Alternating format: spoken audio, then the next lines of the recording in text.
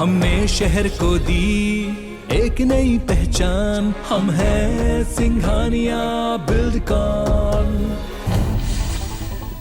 रूस और यूक्रेन के बीच जंग तेज होती जा रही है। रूस ने दावा किया है कि उसने यूक्रेन के 70 सैन्य ठिकानों को तबाह कर दिया, जिसमें 11 एयरफील्ड भी है। रूस ने 2 शहर पर कब्जा भी कर लिया। सेंटर फॉर डिफेंस के मुताबिक यूक्रेन ने रूस के 100 से ज्यादा सैनिकों को मार गिराया। इसके अलावा रूस के 7 प्लेन और 4 हेलीकॉप्टर भी मार गिराए गए। यूक्रेन ने यह भी दावा किया कि उसने रूस के 15 टैंक नष्ट कर दिए। यूक्रेन की राजधानी कीव में कर्फ्यू लगा दिया गया है। कीव के मेयर ने इसका ऐलान किया। वहीं यूक्रेन के राष्ट्रपति वोलोदिमीर ज़ेलेंस्की ने कहा कि रूसी सेना चेर्नोबिल के न्यूक्लियर प्लांट पर कब्जा करना चाहती है। उन्होंने कहा कि हम जान देकर रक्षा कर रहे हैं। यूक्रेन की संसद ने नेशनल इमरजेंसी घोषित कर दी है। इमरजेंसी के ऐलान के साथ ही यूक्रेन ने अपने 30 लाख लोगों को तुरंत रूस छोड़ने के लिए कहा। रूस ने बुधवार को यूक्रेनी बैंकों और रक्षा, विदेश, आंतरिक सुरक्षा जैसी अहम वेबसाइट और साइबर अटैक किया।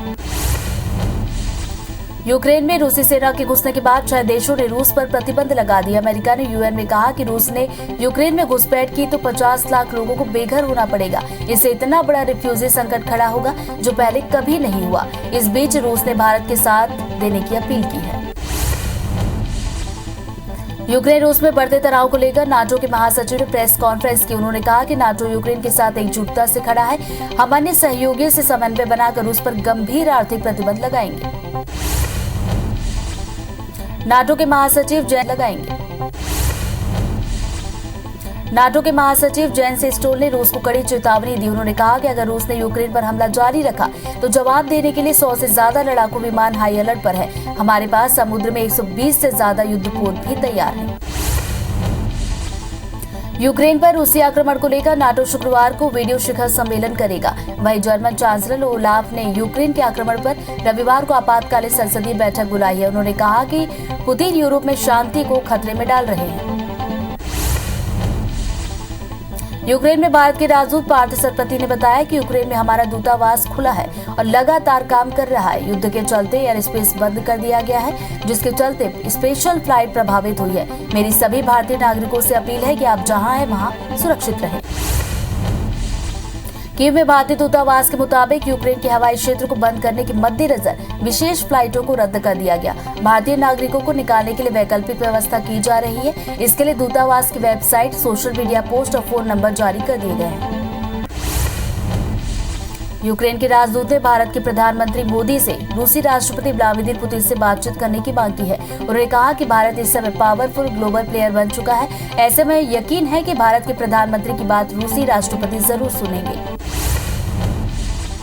रूस और यूक्रेन के बीच युद्ध जारी है। इस बीच आज प्रधानमंत्री मोदी ने सुरक्षा मामलों की मंत्रिमंडलीय समिति की बैठक की अध्यक्षता की। बैठक में विदेश मंत्री एस जयशंकर, गृह मंत्री अमित शाह, रक्षा मंत्री राजनाथ सिंह और एनएसए अजीत डोभाल समेत कई अन्य वरिष्ठ अधिकारी मौजूद रहे। भारत के रक्षा मंत्री राजनाथ सिंह ने मीडिया से बातचीत में ये कहा कि सरकार ने पहले भी एडवाइजरी जारी की थी। सरकार चिंतित है, प्रयास जारी है। हमारी पूरी कोशिश है कि हमारे जो बच्चे वहां हैं उन्हें निकाला जाए। वहां स्थिति विषम है। प्लेन भेजा गया था लेकिन प्लेन वहां उतारा नहीं जा सका। रक्षा मंत्री ने कहा कि भारत चाहता है कि शांति कायम होनी चाहिए, बातचीत से हल निकाला जाना चाहिए। उन्होंने कहा कि युद्ध की स्थिति पैदा नहीं होनी चाहिए। यही भारत की सोच है।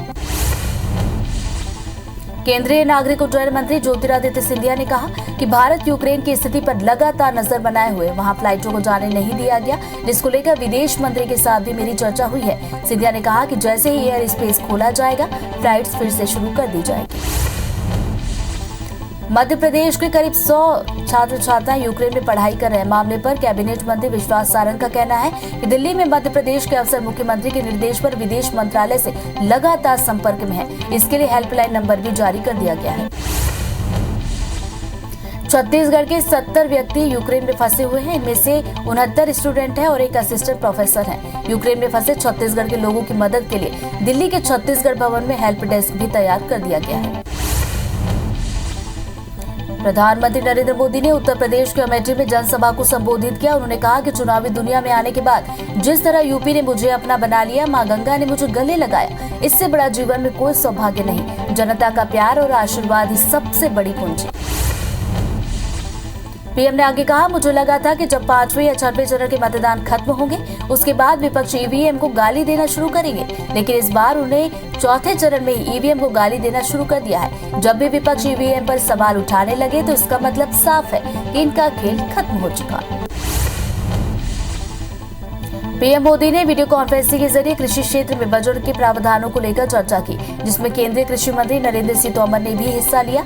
इस दौरान पीएम ने कहा कि बीते 7 सालों में हमने बीज से बाजार तक कई व्यवस्थाएं तैयार की हैं, जिससे 6 सालों में कृषि बजट कई गुना बढ़ गया। पीएम मोदी ने कहा कि किसानों के लिए कृषि लोन में 7 सालों में 2.5 गुना की बढ़ोतरी की गई है। ऑर्गेनिक खेती को प्रोत्साहन देने के कारण आज ऑर्गेनिक प्रोडक्ट का बाजार भी अब 11,000 करोड़ का हो चुका है। इसका निर्यात भी 6 सालों में 2,000 करोड़ से बढ़कर 7,000 करोड़ हो रहा है। पीएम ने कहा कि आर्टिफिशियल इंटेलिजेंस 21वीं सदी में खेती और खेती से जुड़े ट्रेड बिल्कुल बदलने वाली है। किसान रोज का देश की खेती में अधिक से अधिक उपयोग इसी बदलाव का हिस्सा है। ड्रोन टेक्नोलॉजी एक स्केल पर तभी उपलब्ध हो पाएगी जब हम एग्री स्टार्टअप्स को प्रमोट करेंगे। यूपी के बहराइच में गृह मंत्री अमित शाह ने जनसभा को संबोधित किया। उन्होंने कहा कि उत्तर प्रदेश में योगी जी ने ऐसे शासन चलाया है कि दूरबीन लेकर भी कोई बाहुबली दिखाई नहीं पड़ता, हर जगह पर बजरंगबली ही दिखाई पड़ते हैं। सीएम योगी आदित्यनाथ ने अयोध्या में बड़ी घोषणा करते हुए कहा कि यूपी में बेटी के जन्म लेते ही उसकी पढ़ाई के लिए 15,000 रुपए का पैकेज देते हैं, जिसे बढ़ाकर 25,000 रुपए किया जाएगा। गरीब कन्याओं की शादी के लिए अब तक 51,000 रुपए अनुदान दिया जाता था, जिसे बढ़ाकर अब 1 लाख रुपए किया जाएगा। इसके साथ ही सीएम योगी ने कहा कि आने वाले 5 साल के अंदर उत्तर प्रदेश के हर परिवार के एक सदस्य को नौकरी दी जाएगी। साथ ही लोगों को रोजगार या स्वतः रोजगार के साथ जोड़ने का काम भी होने वाला है। जम्मू कश्मीर में 32 आरपीआर और बारामूला पुलिस ने एलईटी के संपर्क में आए 2 आतंकवादियों को गिरफ्तार किया। दोनों 16 फरवरी से लापता थे। आतंकियों के पास से 2 चीनी पिस्तौल, मैगजीन और 12 पिस्तौल की गोलियां बरामद की गई। जम्मू कश्मीर के बारामूला और शोपियां जिले में सुरक्षा बलों ने लश्कर-ए-तैयबा के 2 आतंकी समेत उनके 4 सहायकों को गिरफ्तार किया। उनके पास से गोला बारूद समेत अन्य सामग्री बरामद की गई है। AK-47 राइफल की 40 गोलियां जब्त की गई। मामले में जांच जारी है। सीएम भूपेश बघेल उत्तर प्रदेश दौरे पर रहे, जहां उन्होंने देवरिया जिले के भाटपार में रानी विधानसभा में जनसभा की। सीएम भूपेश ने कांग्रेस प्रत्याशी केशव चंद्र यादव के पक्ष में चुनाव प्रचार किया। इस दौरान उन्होंने गोरखनाथ मंदिर पहुंचकर पूजा अर्चना भी की। 6 दिनों के यूपी दौरे के बाद सीएम भूपेश बघेल आज रायपुर लौटे। रायपुर एयरपोर्ट पर मीडिया से बातचीत करते हुए उन्होंने कहा कि उत्तर प्रदेश में 4 चरण के चुनाव के बाद ये साफ हो गया है कि भाजपा जा रही है। उन्होंने कहा कि लहर में जीते लोगों को कान पकड़कर उठक बैठक करना पड़ रहा है। सीएम भूपेश बघेल ने कहा कि आवारा पशुओं की समस्या भाजपा और बजरंग दल की देन है। इसके लिए हमने योजना लाकर एक व्यवस्था की है। प्रधानमंत्री को छत्तीसगढ़ मॉडल को स्वीकार कर लेना चाहिए। सीएम भूपेश बघेल ने कहा कि वे बजट सत्र के बाद सभी जिलों का दौरा करेंगे और सरकार की योजनाओं की जानकारी लेंगे। साथ ही विधायकों के परफॉर्मेंस की भी समीक्षा करते हुए पार्टी कार्यकर्ताओं से बातचीत करेंगे। सीएम भूपेश बघेल कल बिलासपुर दौरे पर रहेंगे। इस दौरान सीएम 318 करोड़ से ज्यादा के विकास कार्यों की सौगात देने वाले हैं। साथ ही सीएम भूपेश नवनिर्मित तिफला फ्लाईओवर ब्रिज का उद्घाटन करेंगे। प्लेनेटोरिया स्मार्ट सड़क समेत अन्य प्रोजेक्ट का भी सीएम उद्घाटन करेंगे। केंद्रीय मंत्री नितिन गडकरी आज उज्जैन दौरे पर रहे। इस दौरान उन्होंने महाकाल नगरी में 11 सड़क परियोजनाओं का शिलान्यास किया। करीब 6 करोड़ 247 करोड़ की लागत से 11 सड़कों का निर्माण किया जाएगा। कार्यक्रम में सीएम शिवराज सिंह चौहान मौजूद रहे। नितिन गडकरी ने महाकाल मंदिर पहुंचकर महादेव के दर्शन किए। शिलान्यास के दौरान केंद्रीय मंत्री नितिन गडकरी ने कहा कि उज्जैन से दिल्ली का सफर 6 घंटे में करने की तैयारी है। साथ ही यहाँ लॉजिस्टिक पार्क बनाने की तैयारी चल रही है। दिल्ली मुंबई एक्सप्रेसवे में एमपी में कई बड़े ब्रिज बन रहे हैं। मैं जल्द ही अटल प्रोग्रेस हाईवे का भूमि पूजन करने मध्य प्रदेश आऊंगा। सीएम शिवराज ने कहा कि उज्जैन में इस बार अद्भुत रूप से शिवरात्रि मनाई जाएगी। 750 करोड़ की लागत से महाकाल की नगरी का विकास होगा। शानदार सड़कों से मध्य प्रदेश चमक रहा है। गडकरी जी के नेतृत्व में सड़कों का जाल बिछाया जा रहा है। टेक्नोलॉजी का इस्तेमाल गडकरी जी से सीखना चाहिए। भोपाल में महिला कांग्रेस कार्यकारिणी भंग होने पर गृह मंत्री नरोत्तम मिश्रा ने पलटवार किया। उन्होंने कांग्रेस पार्टी को अद्भुत बताया।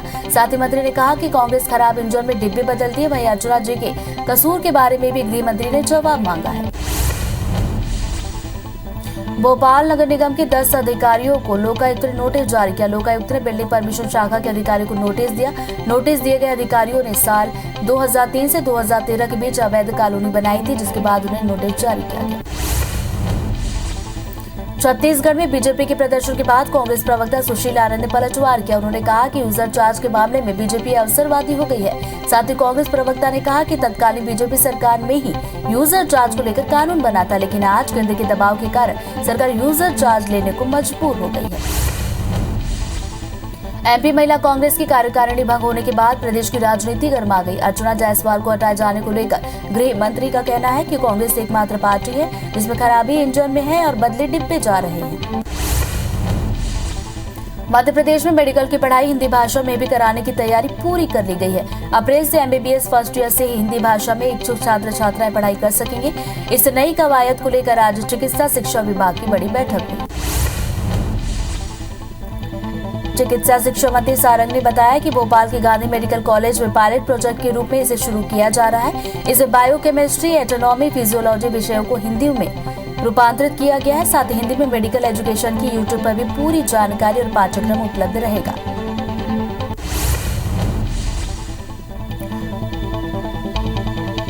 रायपुर के इंदिरा गांधी कृषि विश्वविद्यालय में स्थानीय कुलपति की नियुक्ति मांग को लेकर जारी विवाद खत्म हो गया है। राज्यपाल अनुसुईया उइके विश्वविद्यालय के department of plant molecular biology के विभागाध्यक्ष रहे। डॉक्टर गिरीश चंदेल को नया कुलपति नियुक्त कर दिया गया। जबलपुर के खमरिया गांव में प्रदेश के पहले डेयरी स्टेट का लोकार्पण किया गया। मंत्री प्रेम सिंह पटेल और गौ संवर्धन बोर्ड के अध्यक्ष स्वामी अखिलेश्वरानंद महाराज की मौजूदगी में लोकार्पण किया गया। 50 एकड़ में फैले डेयरी स्टेट में 70 डेयरी मालिकों को जमीन का आवंटन किया गया। इस दौरान मिर्ची बाबा को कांग्रेस कार्यकर्ताओं की ओर से मंच से उतारने के मामले में स्वामी अखिलेश्वरानंद महाराज ने कांग्रेस पर निशाना साधा। उन्होंने आरोप लगाया कि संतों का अपमान करना कांग्रेस की परंपरा है, इसलिए वो कांग्रेस के घोर विरोधी हैं। राज्यपाल मंगू भाई पटेल एक दिवसीय दौरे पर अलीराजपुर पहुंचे। राज्यपाल ने जिला चिकित्सालय में सिकल सेल एनीमिया के सघन जांच और स्क्रीनिंग कैंप का शुभारंभ किया। इस दौरान उन्होंने मरीजों से मिलकर उनका हालचाल जाना। महिला एवं बाल विकास मंत्री अनिला भेड़िया ने गुरुवार को अपने विधानसभा क्षेत्र के विभिन्न गांवों का दौरा किया। इस दौरान मंत्री अनिला भेड़िया ने क्षेत्र में लगभग 30 लाख के विकास कार्यों का भूमि पूजन किया। साथ ही मंत्री ने ग्रामीणों से मुलाकात कर उनकी समस्याएं भी सुनी। रेलवे बोर्ड परिचालन और व्यवसाय विकास सदस्य एसके मोहंती 2 दिवसीय दौरे में south east central railway Bilaspur पहुंचे। यहां लाखौली रायपुर दोहरीकरण परियोजना के साथ लाखौली बिलासपुर रेलखंड विंडो का निरीक्षण किया, जिसके बाद एसईसीआर के महाप्रबंधक के साथ मुख्यालय में उन्होंने समीक्षा बैठक की। ग्वालियर में एक बार फिर आईबीसी 24 की खबर का असर हुआ। करोड़ों खर्च के बाद भी स्वर्णरेखा नदी में नालों का पानी बहने की खबर दिखाने के बाद प्रशासन हरकत में आया। इसे लेकर राज्य सरकार और नगर निगम ने बड़ा फैसला किया। स्वर्णरेखा नदी में साफ पानी के लिए 35 करोड़ रुपए की राशि राज्य सरकार ने स्वीकृत कर दी है। पन्ना में हीरो की नीलामी गुरुवार से शुरू हो गई है। पहले दिन ही 1 करोड़ 18 लाख से ज्यादा की कीमत के 3 बड़े हीरे बिके। अधिकारी ने जानकारी दी कि नीलामी 3 दिन तक चलेगी। पहले दिन बहुत अच्छा राजस्व निकलकर सामने आया। इंदौर में आयुर्वेद डॉक्टर अपनी 5 सूत्री मांगों को लेकर गुरुवार से प्रदेश व्यापी अनिश्चितकालीन हड़ताल पर चले गए हैं। इस दौरान राज्य सरकार के खिलाफ जमकर नारेबाजी की गई। इस हड़ताल में प्रदेश के 7 सरकारी और 13 निजी आयुर्वेदिक कॉलेज शामिल हैं। सूरजपुर में अधिवक्ता संघ ने रैली निकालकर प्रदर्शन किया। वकीलों की गिरफ्तारी के विरोध में अधिवक्ताओं ने राजस्व न्यायालय के काम का बहिष्कार कर रैली निकाली। इस दौरान वकील की रिहाई और प्रकरण की वापसी के लिए सीएम के नाम एसडीएम को ज्ञापन सौंपा। कोरबा में हीरा सिंह मरकाम की मूर्ति खंडित करने के मामले में महासमुंद के आदिवासी समाज ने प्रदर्शन किया। गोंडवाना गणतंत्र पार्टी ने मुख्यमंत्री और पुलिस महानिदेशक के नाम ज्ञापन सौंपा और मूर्ति खंडित करने वालों को गिरफ्तार कर जेल भेजने की मांग की। बिलाईगढ़ के पुरगांव के गौठान में गोधन न्याय योजना के तहत गौठान मेले का आयोजन किया गया। मेले में व्यवस्था न होने के कारण स्व सहायता समूह की महिलाओं को स्टॉल लगाने में दिक्कतें हुई। इस दौरान नाराज गौठान समिति के सदस्यों ने मेले का बहिष्कार किया। रायपुर के पोस्ट ऑफिस में एफडी घोटाला करने वाली महिला एजेंट की अग्रिम जमानत अर्जी हाईकोर्ट ने खारिज कर दी। केस दर्ज होने के बाद महिला 8 माह से फरार है। महिला पर 50 से ज्यादा लोगों के करीब 10 करोड़ की राशि गबन करने का आरोप। पन्ना में लोकायुक्त की टीम ने आरईएस के सब इंजीनियर को 15,000 रुपए की रिश्वत लेते रंगे हाथों पकड़ा। खेल मैदान कार्य के मूल्यांकन के लिए सरपंच से 20,000 की रिश्वत मांगी गई थी, जिसमें से 5,000 की रिश्वत सब इंजीनियर पहले ही ले चुका था। दतिया के आबकारी विभाग ने दबिश देकर 600 लीटर कच्ची शराब जब्त की, साथ ही 200 लीटर गुड़ लहान नष्ट किया। जब्त सामान की कीमत करीब 7 लाख रुपए बताई गई। दंतेवाड़ा की कुआकोंडा में एक ट्रैक्टर अनियंत्रित होकर पलट गया। हादसे में ट्रैक्टर सवार 9 लोग घायल हुए, जिसमें 4 लोगों की हालत गंभीर बताई गई। घायलों को इलाज के लिए अस्पताल में भर्ती करा दिया गया है। किरंदुल के भांसी थाना क्षेत्र में एक ट्रक ने स्कूटी को टक्कर मार दी। हादसे में स्कूटी पर सवार 4 लोग गंभीर रूप से घायल हुए। घायलों को इलाज के लिए अस्पताल में भर्ती कराया गया। इंदौर में लिव इन रिलेशन में रह रही लड़की ने फांसी लगाकर सुसाइड किया। पार्टनर से हुए विवाद के बाद युवती ने सुसाइड करने का फैसला किया। बताया जा रहा है कि युवती दिल्ली की रहने वाली थी, जो शहर के शालीमार टाउनशिप में लिव इन में रह रही थी। विदिशा के शमशाबाद के डबरी गांव में खून से लथपथ एक शव मिला है, जिसकी पहचान राजू ठाकुर के रूप में हुई। मृतक के सिर में 2 गोलियां मारी गई, जिसके कारण उसकी घटनास्थल पर मौके पर मौत हुई। पुलिस ने केस दर्ज कर अज्ञात आरोपियों के खिलाफ केस दर्ज कर लिया है। ग्वालियर में 2 दिन पहले हुए विवाद का बदला लेने के लिए बदमाशों ने फायरिंग की, जिसमें 2 युवक घायल हुए। घायल युवकों को इलाज के लिए अस्पताल में भर्ती कराया गया। शहर में हो रहे दिन दहाड़े फायरिंग से लोगों में दहशत।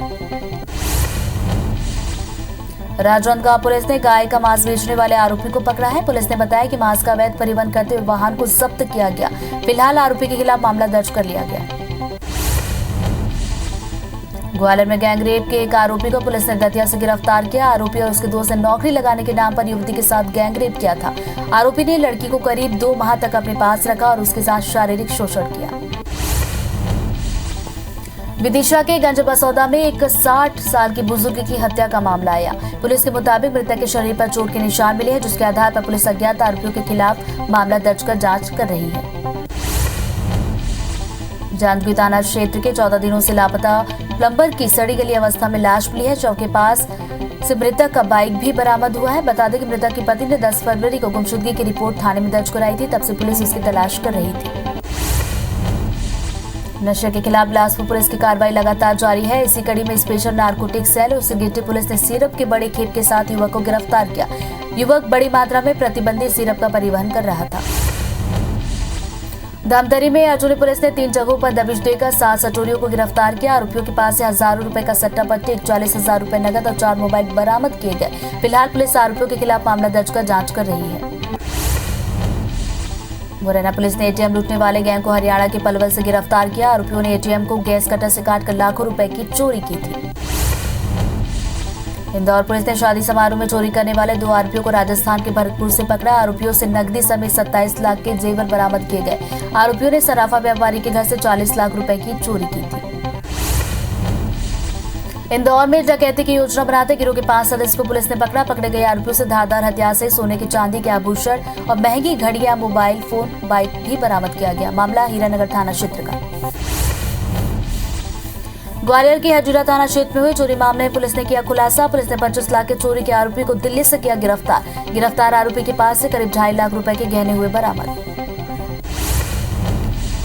इंदौर में डीएवीवी के हॉस्टल के बाहर कुछ लोगों ने एक छात्रा का मोबाइल लूटा। मामले में छात्रा ने थाने में की शिकायत। छात्र ने बताया, बदमाश सोशल मीडिया के रील वीडियो या प्रैंक वीडियो बनाने के बहाने लोगों को रोकते हैं और फिर उसके बाद लूट की घटना को अंजाम देते हैं। फिलहाल पुलिस ने कार्रवाई की बात कही है। इंदौर वन मंडल के मानपुर रेंज में एक नर तेंदुए का शव मिला है। मौके पर पहुंची वन विभाग और टाइगर स्ट्राइक फोर्स की टीम ने सर्च की तो पाया कि तेंदुए के मूंछ और नाखून गायब है। मामले में टीम ने अभी 2 लोगों को गिरफ्तार किया। दोनों आरोपियों को गिरफ्तार कर पूछताछ जारी है। राजनांदगांव पुलिस ने करीब 1.5 महीने में 350 मामले नशे के खिलाफ दर्ज किए। इन मामलों में जब्त की गई शराब की कीमत करीब 33 लाख रुपए।